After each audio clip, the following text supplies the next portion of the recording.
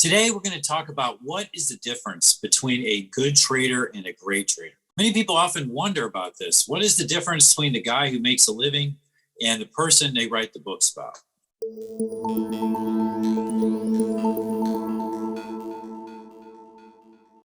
The difference between these two traders might be different than what you expect. So, first of all, the biggest difference between the good trader and the great trader, it's not how smart they are. It's not how great their technology is. It's not how much money they have. It's not who they know. It's not their infrastructure. It is really about their psychological mindset. That is the difference. The good trader goes for decent sized wins and a higher win rate. The great trader goes after really big wins. So let me share a story with you. So many of you know George Soros. George Soros might be the most famous trader of all time. And there's a guy named Stanley Druckenmiller who used to work for George Soros. Stanley Druckenmiller is one of the wealthiest men in the United States, multi-billionaire, brilliant trader. So one of the things that George Soros did is he tried to have people come in and work under him to reduce his burden in trading and managing money. So George is very interested in Stanley, and so he recruited Stanley to come trade for him. But initially, Stanley said, no, I love what I'm doing on my own. I don't have any interest. But George persisted in pursuing Stanley over several years. And finally, he convinced Stanley to join him. So Stanley said, when I made the commitment to join George, I was so excited because here I was getting to go work side by side with one of the greatest traders of this generation. And I was so excited for everything that I was going to learn from George. So he said, I got there and I started working with George. And it was really interesting because very quickly I started to realize, like, wow, my model's as good as George's is. And this technique I use is as good as George's, maybe even better. I went there thinking that George was a genius, that he had these mystical techniques and these mystical models, that I was going to upgrade my knowledge and my skill. But he said quickly he realized that George's stuff was about the same as Stanley's. Because he actually was kind of disappointed. So what was the difference? Stanley said that he quickly started to see the difference when he would have a trade idea. And so he'd start to put a trade on, and George would come sit down next to him and say, well, tell me, what do you think, Stanley? And he's like, well, I like this trade here where we're getting long the yen. He's okay. So Stanley would explain his thesis, and George would say, I really like it. Why are you doing it so small? And Stanley would be, what do you mean? Because that position's way too small. You need to do it bigger. Stanley's like, okay.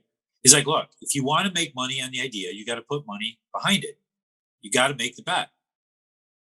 And early on, and sometimes when Stanley was reluctant to do that, George would quietly walk out of the room, go in his office, and start buying it himself. Stanley said that the greatest thing that he learned from George was not George's models, not George's techniques. It was the ability to trade big when you had your best ideas. He said George was brilliant at trading big when his best ideas came along and turning these into really big trades that made a substantial impact on the performance of the portfolio for the year.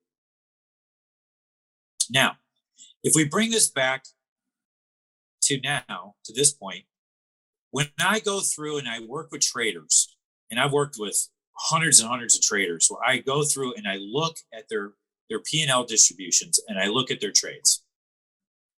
One of the things you'll see is the difference between a trader who makes 100,000 a year and $1 million a year, or $1 million a year, $1 million a year, and $10 million a year, is the size of their winners. That is the difference. So a really simple rule of thumb is you can take all your trades and rank them from your biggest winner to your worst trade. And then go take the top 10% of that sample, add up the P&L of the top 10 trades, and what you'll find is that oftentimes that P&L will equal your total trading P&L. So think about that for a second. Your top 10% of your trades are your P&L. That means that 90% of your trades, 90% of your effort are for zero. Break even.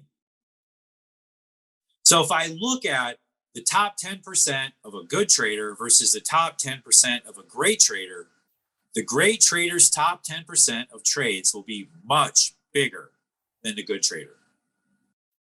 And why is that? Because the great trader gets much bigger wins. And to do that, we have to have the mindset. So the good trader is oftentimes always thinking about, well, I'm up $5,000 on this trade and I don't want to give it back.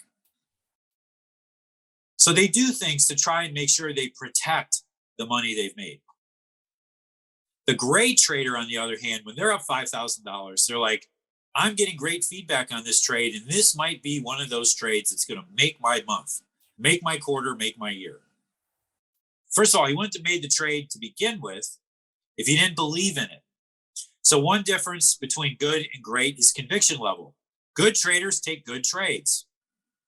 Great traders take great trades. So what does that mean? The good trader will sacrifice some quality just to take a trade and have a chance to make some money. The great trader says, no, I'm going to wait, and I'm going to wait, and I'm going to wait till everything lines up, and I know my opportunity is asymmetric. I know that I can make 5 times what I'm risking. And if I can't do that, I will not trade. So from the beginning, the great trader is more selective than the good trader. So that's one thing. But then once the trade's underway, the great trader goes, I know this trade can make 5 times my risk. I'm up $5,000 in this. This is actually telling me I might have a good one. And so his mindset is, I'm going to hold for the 5 times my risk, or his mindset might be, I'm going to take the $5,000 I'm up and I'm going to spend it in a very smart, systematic way to add to my exposure and make the trade even bigger. I'm going to press my bet. And so the good trader is taking profits, keeping his capital safe, and he gets a decent return. The great trader is holding and adding and pushing and waiting. In some of these, they go from 5,000 back to a full loss. But he's okay with that. He's totally fine with that. The good trader's upset. Oh my gosh, I was up $5,000 and I gave it back. Oh, what an idiot I am. The great trader goes, I know this is part of the game. Because if I'm just patient and I wait, I'm going to get paid. So some of them go bad. A lot of them may go bad. But when they work, they work. And one great trade can literally make 5 or 10 times as much money as what the good trader made on the same idea. Same trade, same idea, same entry, maybe even the same position size. So what I encourage you to do is go look at your trades. First of all, you better be recording your trades. If you don't record your trades, that's a problem. You got to start there. Record your trades, then go look at your sample and rank them biggest to smallest, and look at the top 10% and see what your results are. Then challenge yourself and go, what could I have done?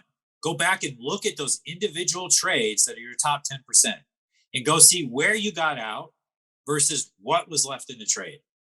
And I think you're going to find that a lot of these trades had a lot more to pay you than what you got. Do that analysis, and I think it will blow your mind. And for that, I will see you next week on Trader Tip Tuesday. Make sure you check out our website, tradingmatrix.com. We've got a free lesson there for you that can be really helpful to introduce you to how we think about trading. And we have our upcoming workshops. We're currently in our Trading Matrix 101. We have a Red Pill Challenge coming up in February, and we have our Trading Matrix 201 coming up, but you have to do 101 first.